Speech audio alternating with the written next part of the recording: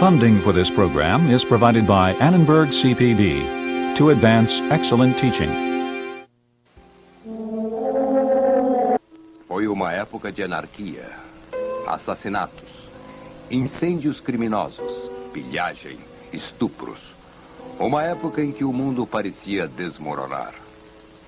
Até a igreja dependia das tribos bárbaras que dominavam o Ocidente. E com a cristianização dos bárbaros, a igreja tornou-se mais bárbara. A Idade das Trevas, neste episódio de A Tradição Ocidental.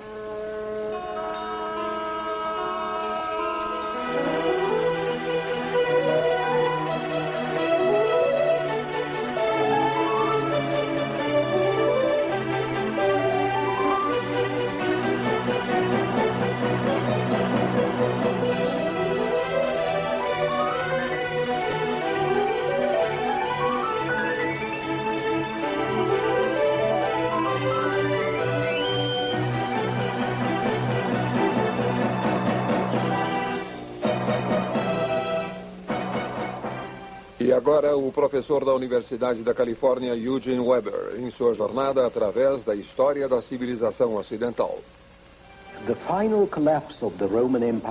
O colapso final do Império Romano no Ocidente aconteceu no V século, sob pressão dos bárbaros germânicos. 3 séculos depois, no dia de Natal do ano 800, um germânico foi coroado em Roma como imperador do Ocidente. Ele era Carlos, rei dos francos, que a história conhece como Carlos o Grande ou Carlos Magno, e cujo reinado glorioso foi para a época um modelo de estabilidade. Mas o período entre esses 3 séculos do colapso à coroação é conhecido como Idade das Trevas. Em parte porque não sabemos muito sobre ele, e em parte porque era isso, escuro e sangrento. A economia estava arruinada. A estrutura social desmoronava por fendas internas e externas. Mesmo a parte material decaía, como podemos ver por novos padrões de assentamento, com muitas fazendas e vilas nas melhores terras sendo abandonadas por lugares mais elevados. Velhas fortalezas que não eram habitadas desde a Idade da Pedra voltaram a ser usadas. Não porque se vivia melhor lá, mas porque as chances de sobrevivência eram maiores.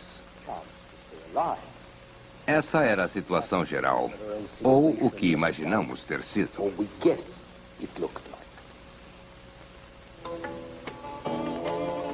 No patamar político, lembrem-se de que o Império Romano Ocidental fora substituído por pequenos reinos bárbaros.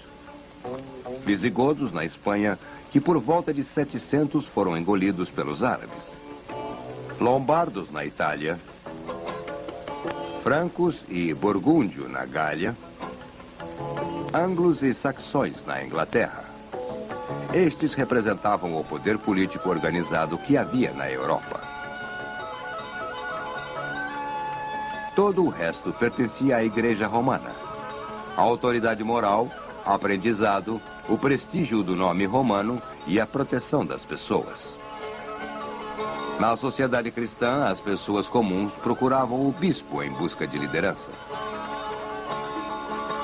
Nesta época acontecia um processo de assimilação. Os bárbaros foram convertidos ao cristianismo nos séculos V e VI, adquirindo uma fina camada de verniz romano, mas à medida que os bárbaros se convertiam, a igreja ficava cada vez mais bárbara. É possível notar isso na descrição que Gregório de Tours nos dá sobre como era no reino dos francos durante a segunda metade do VI século.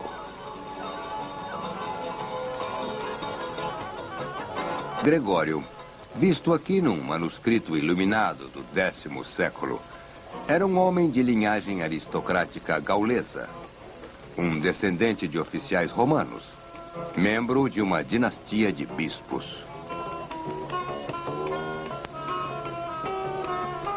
A história dos francos, pelo menos o que sabemos por Gregório, é um longo conto de estupro, assassinato e purgação. Filhos estrangulando as mães. Mães jogando filhos no poço. Pessoas chutadas ou queimadas até a morte num banquete amigável. Esposas encorajando os amantes a assassinar seus maridos e depois assassinar as filhas, pois tinham receio que poderiam seduzir o mesmo amante. O incesto reinava e às vezes levava ao assassinato. Criados e aliados traindo ou envenenando seus senhores e seus amigos. Isto chegou ao ápice, ou melhor, no mais baixo ponto, com a morte da rainha Brunhilde, que foi capturada por seus inimigos com seus 3 filhos, torturada por 3 dias e no quarto desfilou no campo, montada num camelo, num estado que podemos bem imaginar.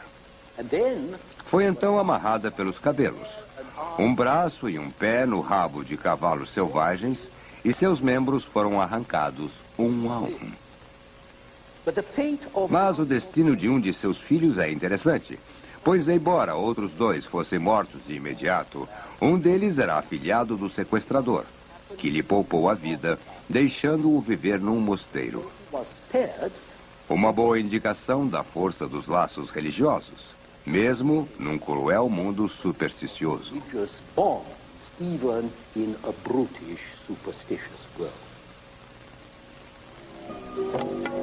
Era destes bárbaros selvagens que a igreja dependia cada vez mais. Consequentemente, o declínio nas condições da cultura foi acompanhado pela deterioração dos padrões morais entre os membros do clero. Devemos lembrar de que estes padrões, pelo menos nos níveis mais altos visíveis a nós, ainda eram os do mundo romano.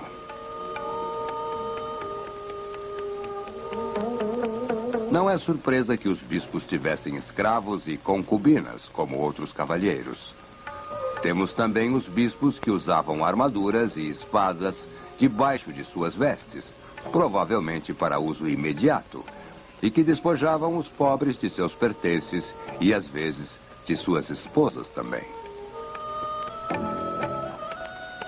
Há uma cena à mesa de um rei franco onde 2 bispos se acusam mutuamente de libertinagem. E há várias outras cenas onde os bispos estão tão bêbados que não reconhecem seus convidados. O mundo que Gregório de Tours descreve é um mundo de violência e corrupção, no qual os governantes dão o exemplo de injustiça e desprezo pela lei, e onde mesmo as virtudes bárbaras, como lealdade e honra militar, não importam mais. Num mundo assim, a religião conseguiu manter seu poder apenas pelo terror e o pavor que seu prestígio supernatural inspirava e pela ameaça da violência espiritual, usada para sua proteção contra a violência física do barbarismo.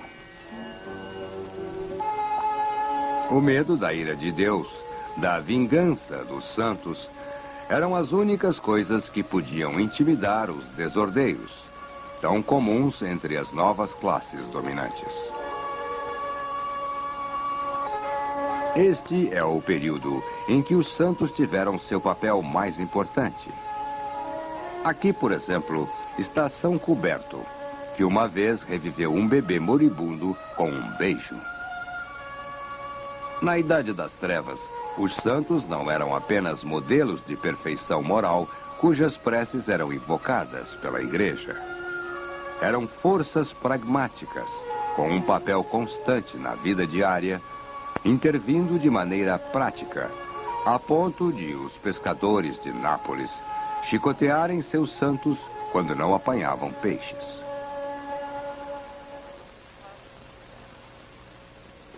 Na verdade, os santos eram forças sobrenaturais e acreditava-se que vivessem em santuários, protegendo a riqueza da terra e de seu povo.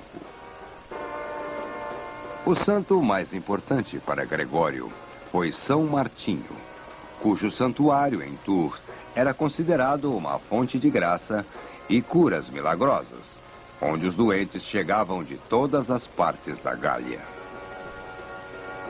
Acreditava-se que São Martinho fosse muito bom contra a epilepsia e impotência.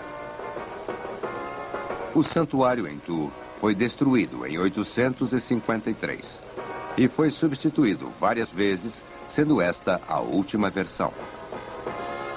O original era um local onde escravos fugitivos, criminosos, pessoas banidas pelo rei, encontravam refúgio e proteção sobrenatural. Como resultado, era recheado de fugitivos.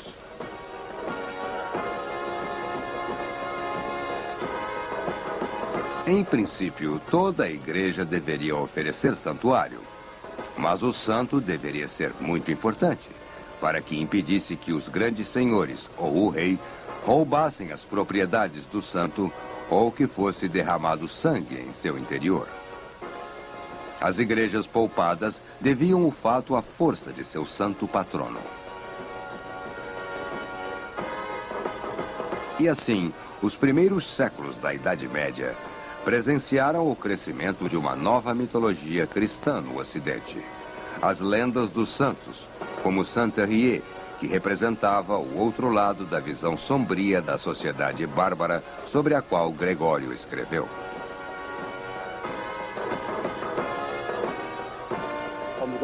Por um lado, vemos um mundo de violência e injustiça que afunda, devido a seu próprio peso, até a destruição.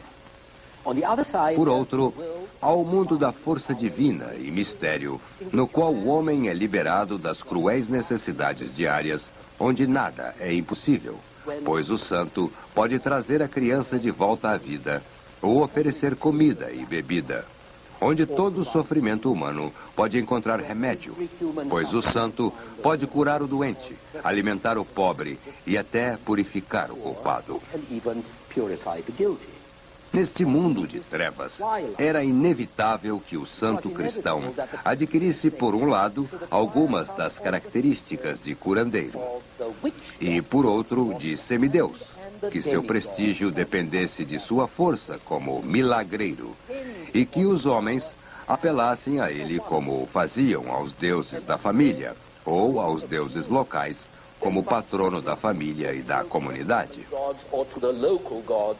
Apenas neste mundo de mitologia cristã foi possível obter a fusão vital da fé e da ética cristãs com a tradição barbárica dos novos povos. Obviamente, era impossível para povos sem tradição ou filosofia, sem literatura, assimilar diretamente a sutil e profunda teologia e a metafísica das grandes doutrinas da Igreja. Os bárbaros podiam entender e aceitar o espírito da nova religião somente quando lhes era manifestada de maneira óbvia e visível nas vidas e atos de homens que pareciam dotados de qualidades sobrenaturais. Assim, a conversão dos europeus ocidentais foi conseguida não apenas pela nova doutrina, mas pela nova força que os impressionava e subjugava.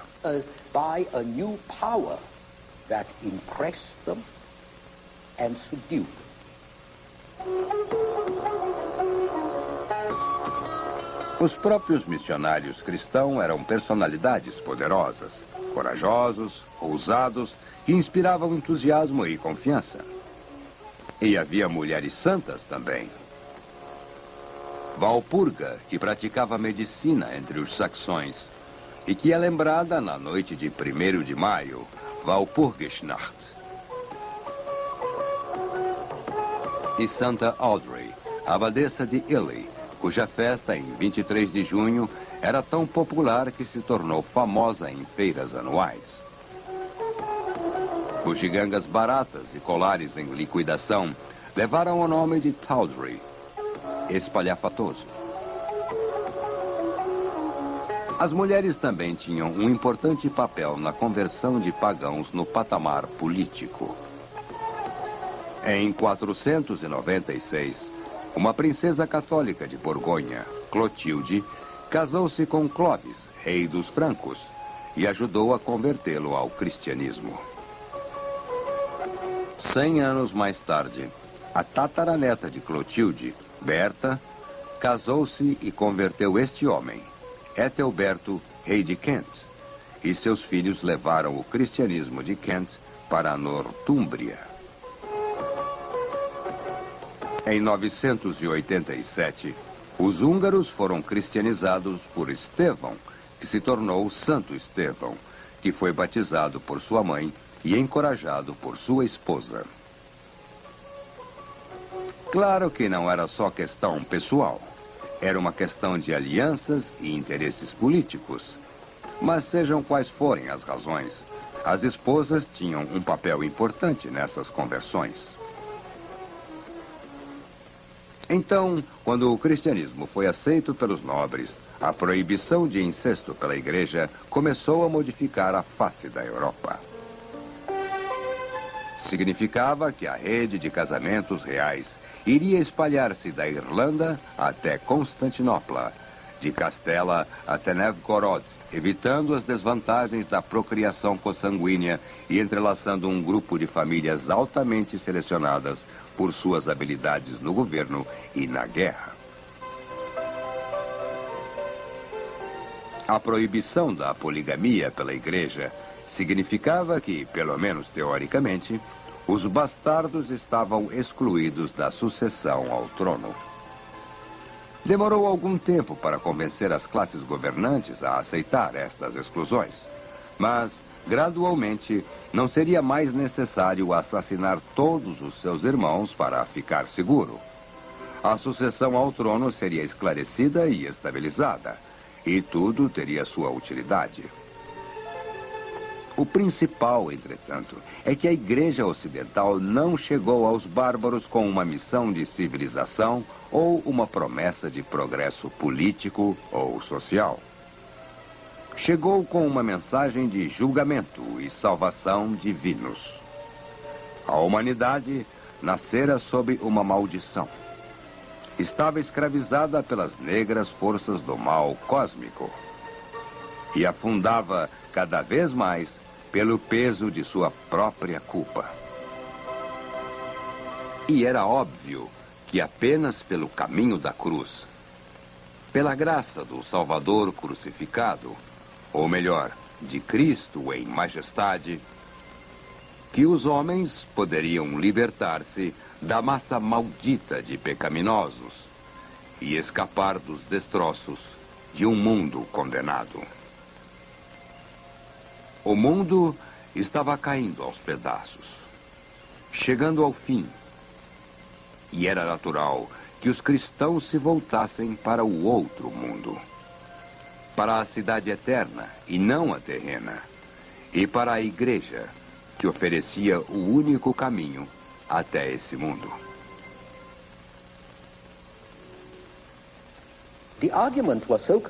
O argumento era tão convincente que, enquanto o caos continuava e aumentava no mundo ocidental, todas as atividades e aspirações que chamamos culturais estavam concentradas na igreja. A tradição da cultura, do latim, os padrões da vida cristã não seriam preservados ou desenvolvidos em cidades que se arruinavam cada vez mais, mas sim em mosteiros. E os monges se tornariam não só os apóstolos do Ocidente, mas também os fundadores da cultura medieval. Homens e mulheres que fugiam do mundo para encontrar salvação, como eremitas isolados ou em pequenas comunidades, não era um fenômeno novo.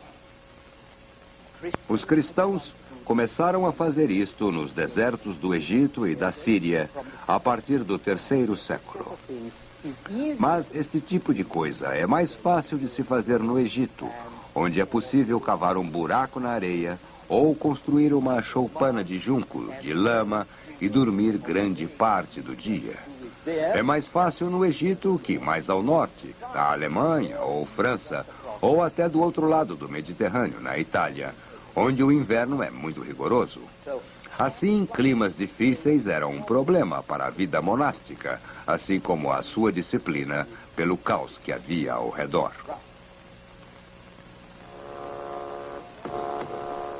Estes eram os problemas aos quais São Benedito se dedicou quando fundou seu primeiro mosteiro em Monte Cassino, ao sul de Roma, em 520, e quando organizou as regras para sua comunidade por volta de 529.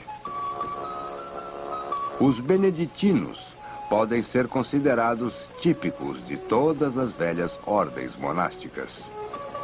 Faziam um voto vitalício de observar obediência, pobreza e castidade, que eram apoiados em 4 preceitos principais: nenhuma propriedade particular, nada de carne de açougueiro, exceto em casos de doença, trabalho manual constante e confinamento restrito ao mosteiro.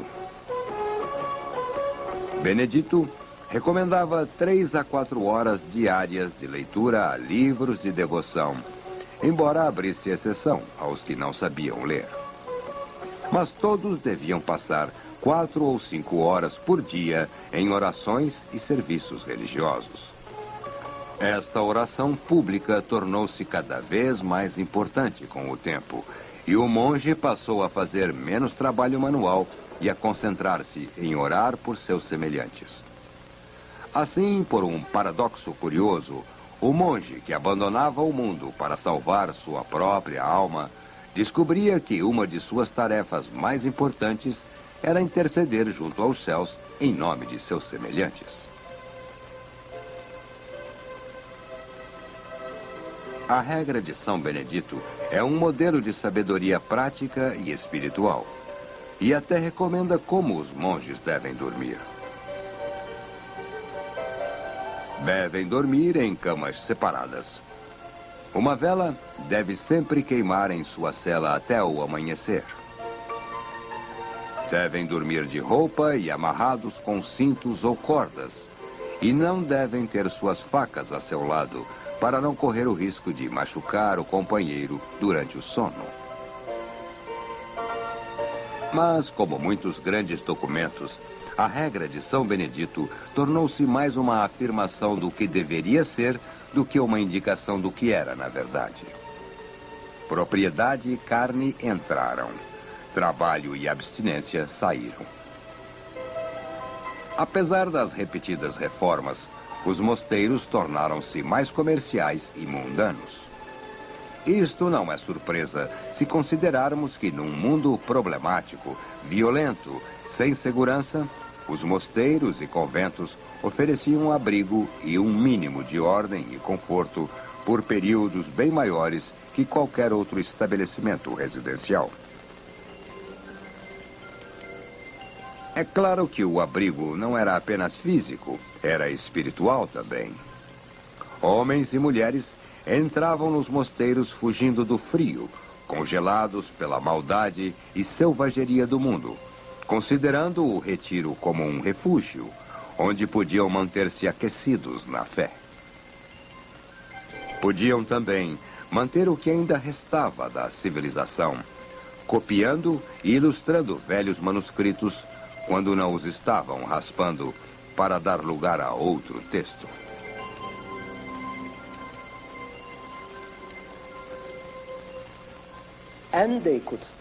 E podiam espalhar a mensagem cristã através do trabalho missionário, não apenas enviando pregadores veementes, mas dando o exemplo.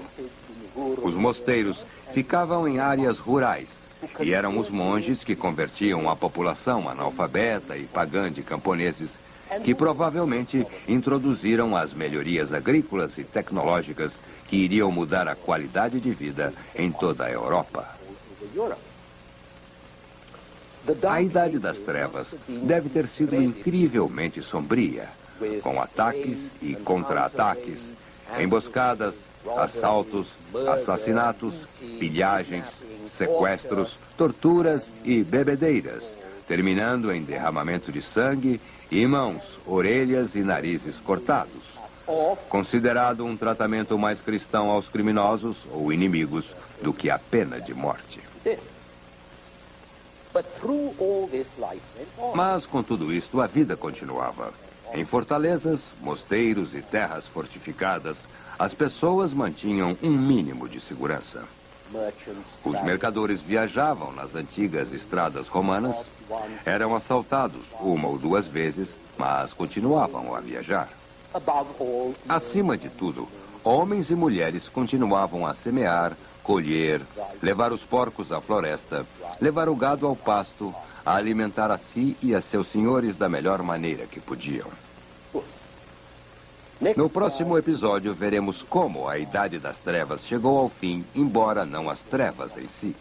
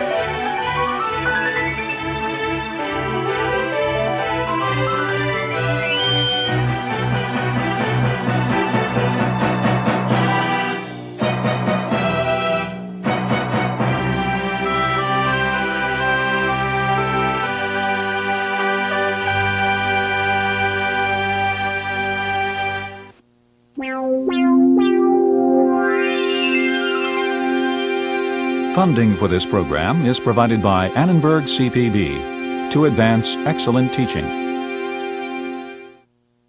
For information about this and other Annenberg CPB programs, call 1-800-LEARNER and visit us at www.learner.org.